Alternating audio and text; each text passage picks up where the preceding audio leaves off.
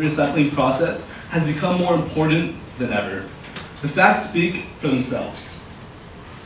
The average person generates over 4 pounds of trash every single day, and that amounts to about 1.5 tons of solid waste every single year. But where does all this waste go? Well, the EPA estimates that 75% of the American waste stream is potentially recyclable, but we only recycle about 30% of that 75%. Pleasanton has taken considerable measures to evolve our waste system over the past decade or two. 20 years ago, residents combined trash and recyclable material into only one can, and through hard labor, workers picked through it to pull out plastic, cardboard, and other recyclable material. But now, we have sophisticated new machinery that does this separating for us, and leads to a more efficient process and outcome for waste removal. In order for this to work, everybody needs to do their part. We believe that even though Pleasanton has come so far in going green, there's still so much work that we can all do to aid our environment. Our team of over 60 students has made it our mission to assist Pleasanton's growing businesses and flourishing economy to go green. When we created the local leaders of the 21st century, we had one common goal in mind: the future of Pleasanton's environment, our future. If more businesses agree to participate in recycling and organic separation, our community will become much more environmentally sustainable. By having each member of Pleasanton's Rotary Club do their part, we can together mitigate harmful CO2 emissions and conserve natural resources for future generations. All right, so we hear a lot about this word recycle, right? It sounds like it's supposed to be this great big idea, but we kind of leave it with an empty meaning. I mean, how many times have you been standing in front of one of those double-sided trash cans, one for landfill, one for recycle, and you don't really know the difference. You don't know why it matters that you put one in one and the other in another. But it really does matter, because these are a lot of issues that we will have if we don't recycle. By not putting our organics in the right bins, they will sit in landfills forever and just produce methane gas that can hurt and cause air pollution, which will eventually hurt future generations. We can also look into it just as to you.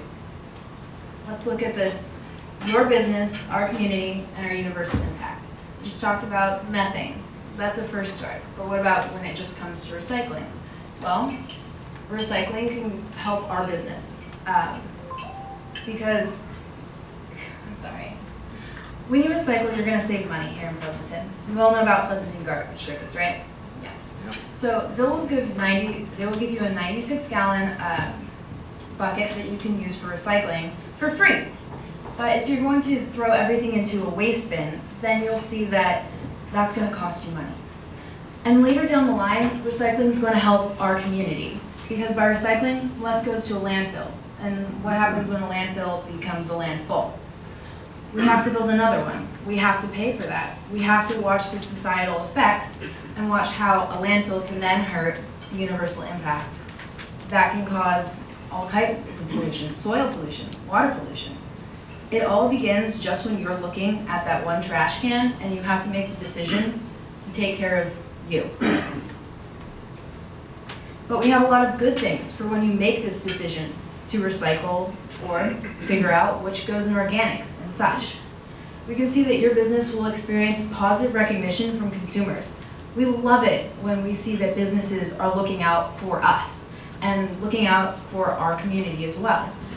We think of Whole Foods as being amazing because it's organic and not using pesticides to hurt us. You want the same sort of effect to come to your business.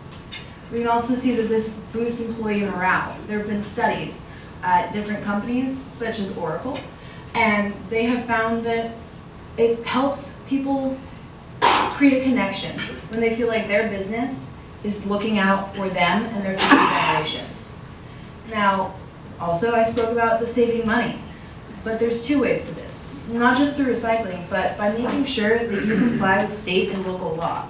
Because the current laws, which Maura will talk about next, can cause fines that will bring back your business and you won't be able to donate as much wonderful money that you do to this Rotary Club that is so important. By the way, thanks for the money for mock trial. Thanks, guys. I really needed that this year. Anyway, carrying on. Talking about the community. We just talked about how saving money can help the community in that sense, but also it can save time, money, and land, keeping those landfills from coming in. We can also see that we will have like the incoming students, like us. When we see everyone around us doing like recycling, it makes us want to do that. We want to be like you guys. We want to be the next local leaders. We want to follow in your footsteps. So starting to recycle and starting to follow you guys. And also it means a cleaner city, less litter, better impacts. We're already, what are we, number 4 as far as best cities around? I've read that somewhere. Let's be number 1. Let's recycle. And again, universal impact. We want to be the best city in this nation. Let's go for it. Because we're already the best Rotary, right? Yeah, so we gotta make the rest of the city, like, come along with that, guys. We can do it. Alright. But it'll also mean a reduced impact on other places, because if we're starting to recycle here, we've seen that Pleasanton has been a city upon a hill, if you will, and can influence others to follow. Next, we'll look at advancements towards sustainability within our environment. If we find better ways to recycle and reuse these products, then we won't have to take as many resources as virgin products. Instead, we'll be able to use eco-friendly products. This will create job growth as we're figuring out the best ways to recycle. A statistic by the EPA found that the recycling plants produce 25 times more jobs than a landfill plant. So just starting there, we can keep this growing and sustaining jobs. And next, just a healthier population. You guys don't want your grandkids, I don't want my grandkids at least, breathing in bad air, drinking water like we see in Flint. We want to make the community its best. And you're going to really help us do that. So, Laura? Hello, everyone. Okay, so here's some of the rules and regulations that are in action as of right now. Pleasanton is a very green city, or at least it tries to be by implementing these laws. The Pleasanton Garbage Service has now made it much easier for businesses to recycle with the new single-stream commercial recycling program. It provides your business with an opportunity to recycle paper, cardboard, cans, bottles, glass bottles, and jars in one 96-gallon single-stream recycling cart at no cost, and free is good. Additional carts or larger size recycling containers are an additional fee and are both available to all Pleasanton Garbage Service customers. The cart is picked up weekly at the curb or adjacent to your existing trash enclosure. Remember, placing inappropriate materials such as lawn clippings or food waste in the single-stream cart will contaminate material otherwise suitable for recycling, leading to the issue we're trying to avoid by recycling. As of March 2013, according to the Alameda County Recycling Ordinance, businesses and institutions in Pleasanton that generate 4 or more cubic yards of solid waste per week are required to have a recycling service capable of handling the amount of recyclables they produce. The ordinance prohibits the disposal of any food scraps or compostable paper in the garbage. It is recommended for property owners and managers to post prominent signs on or near the recycling and garbage containers, clearly indicating which ones are recycling and which ones are for garbage, and those signs are available on their website. And so businesses and institutions with 4 or more cubic yards of garbage must, number 1, provide containers and service of sufficient number, size, and frequency for recyclable materials. 2, recycle all recyclable covered materials such as cardboard, newspaper, white paper, mixed recyclable paper, recyclable glass, food, and beverage containers, metal, aluminum, and steel food and beverage containers, and for plastic bottles, PET number 1 and HDPE number 2 plastic bottles. Number 3, ensure recycling containers are contamination-free. Only recyclable materials may be placed in the recycling containers. We cannot emphasize this point enough. Our purpose here is to encourage recycling, and by cross-contaminating different materials in the containers, we're contradicting ourselves when we're trying to recycle. The last point, number 4, is to provide information at least annually to employees, tenants, and contractors describing how to properly use the recycling and garbage containers, as well as no later than 14 days after move-in and no less than 14 days prior to move out. And if a business or multifamily building is found to be out of compliance with the law, a warning letter will be sent to the property owner, and free assistance will be offered to ensure that the property owner knows what recyclable materials are covered by the law, and any other actions will be taken in order for the property to comply. And if the business or property continues not to comply, even after assistance has been offered, the business or property owner may be fined. So just to summarize all that stuff, currently only businesses that generate 4 or more cubic yards of waste per week are required to recycle. Only businesses that generate 8 cubic yards or more of food waste per week are required to separate organics. However, that all could change on January 1st of 2017 if the City Council approves a new ordinance. And if they do, then all businesses of any size will be required to recycle. And businesses of any size will be required to separate organics if more than 10% of their total waste is organic material. We'll have to wait and see if the City Council approves this ordinance, but if they don't, the City of Pleasanton will lose their Measure D money from stop waste, which is somewhere between $200,000 to $300,000 of money that's used for education and outreach for recycling programs. Thank you.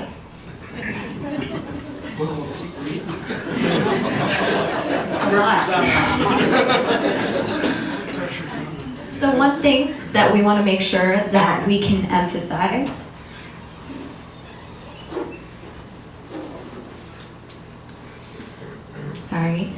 so the one thing that we want to make sure that we emphasize after hearing all of that all at once is that this personally affects each and every single one of us. And so it goes beyond just business repercussions.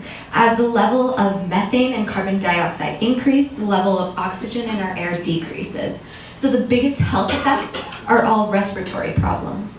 To put it into context, one way that we can think about it is if you think about how 580 runs along northern Pleasanton. And so large semis carry waste from other cities on 580 en route to the Altamont landfill. And those trucks are constantly depositing carbon dioxide into the atmosphere. And at the same time, they're also spewing particulate matter into the air. And so our air quality is impacted by that. And so the people at the biggest risk for all of this are, of course, children and the elderly. They're all vulnerable to these things. And so some health impacts associated with transportation-related air pollution directly affect the elders and the children in our community. And so by recycling and separating organics from our waste, this can reduce the amount of trucks that have to haul this garbage to the landfill, and fewer garbage trucks means a lot less air pollution. And so this can very easily seem like a relatively small issue. It's easy to dismiss it as just something that can be dealt with in the next generation. But we need to acknowledge that this is something that is affecting us today. And so one thing that we use to kind of look at a standard for measuring the negative effects, we looked at childhood asthma hospitalization rates. And so Alameda County consistently has higher rates than the rest of California. And so you can see why that could be concerning. To throw some other statistics your way, just to help put this all into context, studies show that communities near landfills see health effects associated with exposure to landfill gases. And so this can be nausea, headaches, nasal blockages, sleeping difficulties, chest pain, and even weight loss. And so these landfill gases that are a result of ammonia and hydrogen sulfide are the cause of the smell that we associate with landfills. But at the same time, they're also affecting our health.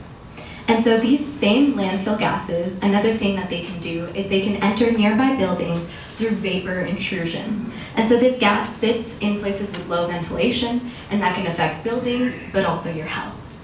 And so luckily for us, Pleasanton's on the lower end of these rates. And so Alameda County has high rates compared to the rest of California, but Pleasanton has low rates compared to the rest of Alameda County.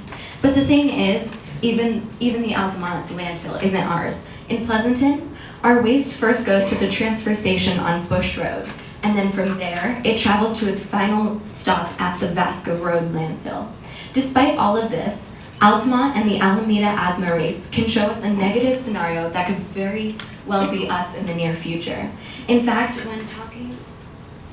In fact, when talking to the city manager, he mentioned that the Vasco Road landfill could be at capacity by as soon as 2025, which again is another scenario that will worsen the negative effects that we've talked about earlier.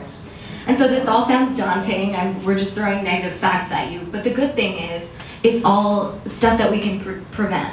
There's definitive steps that we can take to ensure that this doesn't happen. And so the laws that we discussed earlier, Maura discussed them, they've all been put in place to ensure that we have a sustainable and healthy environment all around us. So it's something that helps the entire community. And by taking the time to make small changes in the way that we already recycle, we can not only be in line with city and county regulations, but we can also ensure that the health and the well-being of both our neighbors and the future generations that are going to inherit the city are all positive and good. And so what we've found to be really effective is when businesses collaborate. And so change can very often be difficult. And so if we can all share tips that ease the process along, we can make this a seamless shift for the entire city. And the entire city does matter. As Maura mentioned, in the future we can lose our Measure D money if we don't pass the ordinance, right? And so these laws are constantly changing. So it's something that the entire community has to be aware of. It would be a great aid to the entire environment and to the entire community if we could all just be a little bit more trash conscious. And so we're constantly collecting new tips and tricks that different businesses have found to work well for them. So of course, if you have any feedback that we can use, we'll leave you with our contact information at the end of this presentation. But to get everyone just started, here's a few things that we've noticed really help. As aforementioned, to learn how to set up recycling, we can very easily just call Pleasanton Garbage Service, and they'll help you walk through a solution that's right for your business in particular. And then another tip that we found has really helped is for food scraps, buying biodegradable bags or BPI rated bags. That's a great way to just get started with recycling. Oftentimes we throw away food scraps in regular plastic bags, and then it never even gets the opportunity to go to compost at all. And so to get started, just putting food scraps such as potato peels, apple cores, spoiled food into bio bags, that prevents them from getting stuck in landfills and then creating harmful methane gas. And like we talked about earlier, it's just a cycle of bad health effects. And so in fact, a Pleasanton company, Clorox, they own Glad Bags, who make biodegradable bags. So at the same time, we can stay local business friendly and also be doing our part to improve the recycling situation in the city. And so again, all of these steps are to be taken to make the recycling process easier for all of us and to help ensure that the health effects on our city remain positive.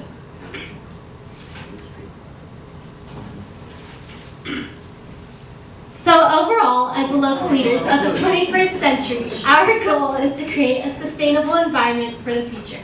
We strive to take action to help Pleasanton community for both economic and environmental reasons.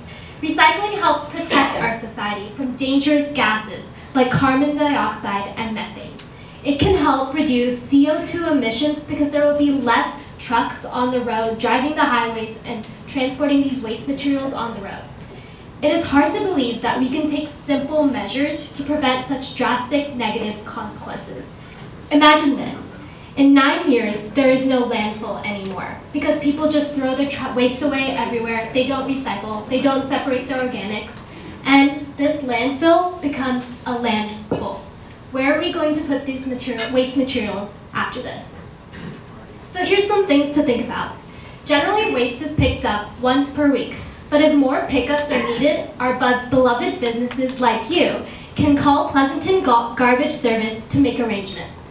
We believe that the Pleasanton community can prevent the loss of our landfill by taking simple steps to recycle. It is not only the households that are causing these problems, but businesses as well.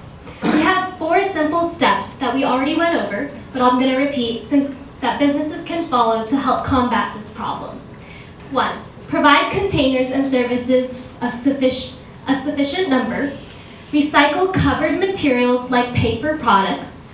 3. Ensure recycling containers are contamination-free. And 4. Provide information at least annually to employees of your businesses. We can take these baby steps to start making a change in society, which can transform to walking, then running, than leaping into environmental sustainability. So please join us and help us take on this mission and go green. Thank you so much for having us here.